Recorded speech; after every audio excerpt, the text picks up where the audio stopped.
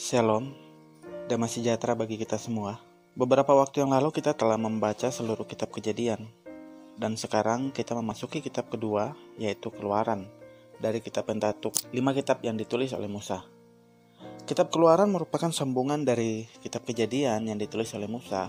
Hal ini ditandai dengan kata yang muncul pertama kali dalam kitab Keluaran, yaitu kata ve'el.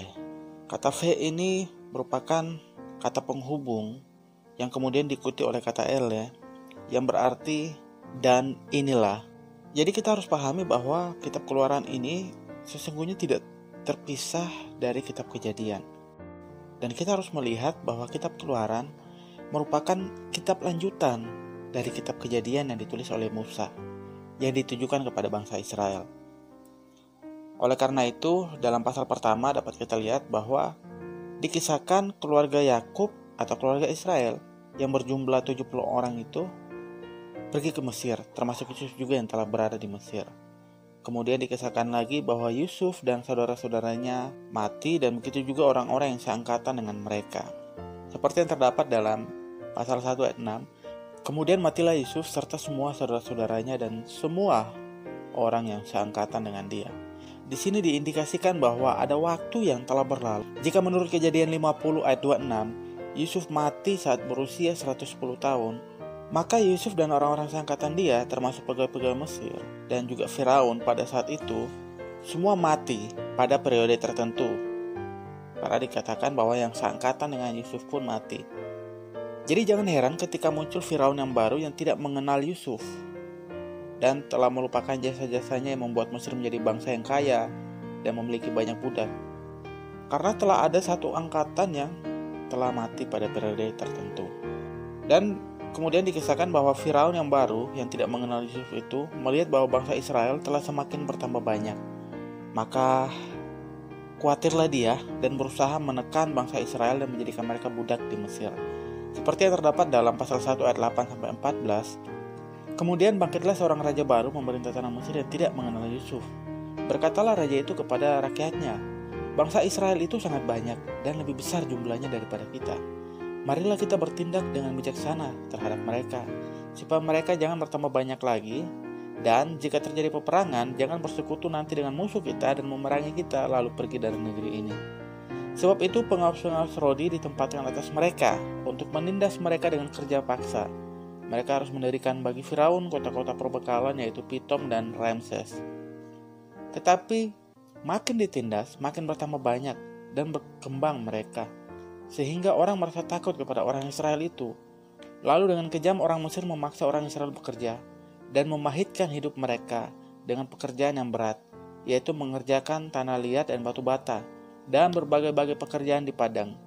Ya, segala pekerjaan yang dengan kejam dipaksakan orang Mesir kepada mereka itu.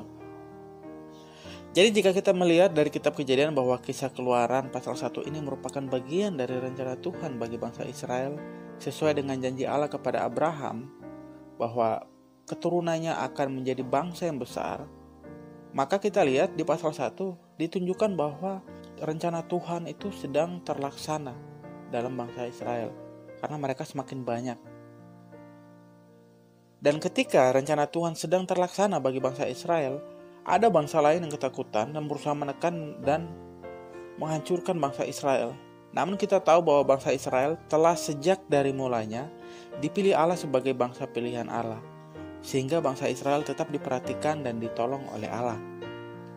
Saudara, ada pelajaran yang bisa kita ambil bagi orang Kristen saat ini. Kita sebagai anak-anak Tuhan, sebagai umat pilihan Allah yang dipanggil secara khusus untuk menjadi anak-anak Allah melalui Tuhan Yesus Kristus, kita adalah orang-orang yang hidup dalam rencana Allah. Seperti yang difirmankan dalam Roma 8 ayat 28-30. Kita tahu sekarang bahwa Allah turut bekerja dalam segala sesuatu untuk mendatangkan kebaikan bagi mereka yang mengasihi Dia, yaitu bagi mereka yang terpanggil sesuai dengan rencana Allah. Sebab semua orang yang dipilihnya dari semula, mereka juga ditentukannya dari semula untuk menjadi serupa dengan gambaran anaknya, supaya anaknya itu menjadi yang sulung di antara banyak saudara.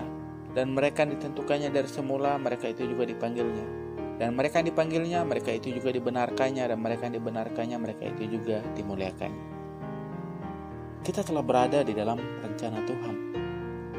Ada yang tidak senang ketika kita hidup dalam rencana Tuhan. Ketika kita menghidupi rencana Tuhan, iblis tidak suka dan berusaha menekan kita, mengecoh kita, dan mencobai kita agar kita jatuh. Seperti yang dilakukan oleh bangsa Mesir ketika melihat bahwa bangsa Israel telah hidup dalam rencana Allah, yaitu mereka telah semakin bertambah banyak, maka mereka melakukan segala upaya untuk menekan bangsa Israel agar tidak hidup dalam rencana Allah. Saudara, kita harus paham betul bahwa hidup kita saat ini adalah hidup dalam rencana Allah.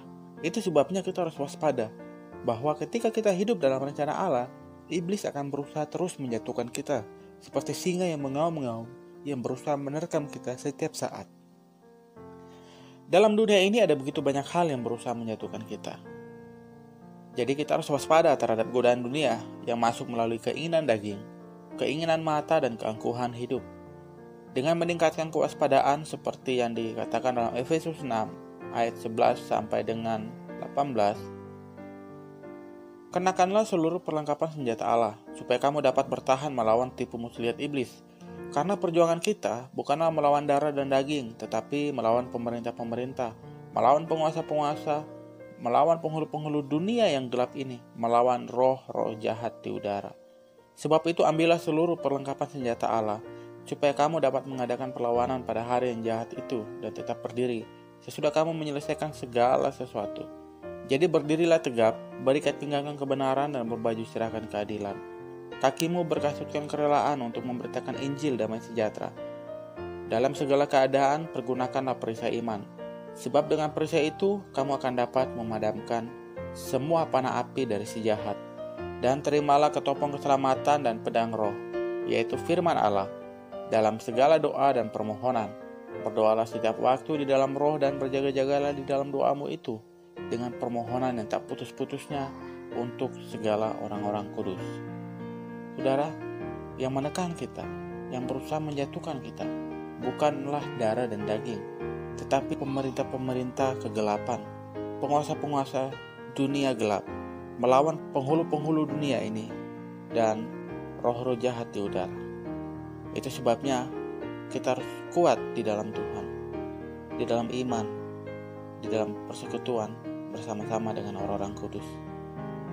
Terus berharap kepada Allah yang Maha Kuasa, tetap percaya kepada Allah yang hidup. Tuhan memberkati kita semua. Amin.